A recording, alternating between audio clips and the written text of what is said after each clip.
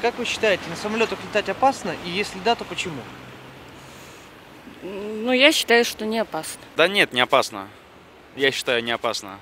Да, я считаю, в настоящее время на самолетах летать опасно, потому что, судя вот по информации, которую получаешь из различных источников, парк самолетов значительно устарел, и поэтому, конечно, это вызывает определенное опасение. Не знаю, если честно, я вообще не летала на самолете. Не знаю, не летала. Подготовка экипажа должна быть качественная, которой, наверное, нет. Вот. Ну а техника тут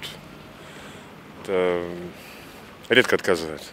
То есть если взять факторы такие, как человеческий фактор и техника, то тут большей частью технический человеческий фактор большую роль играет. Я думаю, что на тех, которые летают сейчас у нас, опасно. Потому что покупают то, что кому, дай Боже, кому не гоже. Будем так по-русски пословице, понимаете? Будем говорить, что техническое состояние. Я летал в Египет на таких самолетах, летал в Таиланд. Это что-то, будем так говорить. В каком плане? Они, во-первых, внутри неухоженные, там эпоксидной смолой заклеено все. Будем говорить, очень неприятно на них летать. На всем опасно. Не только на самолетах, а также на автомобиле, на поездах. Ну, я не знаю, опасно это или нет. Может быть и не опасно, я думаю. Инженеры все-таки проектировали. Да, опасно летать на самолетах. Что-то...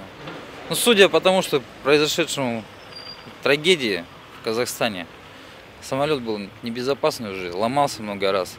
Так что я считаю, либо менять полностью технику, либо, я не знаю, что-то придумать. Периодически бывает, но менее опасно, чем на любом другом виде транспорта.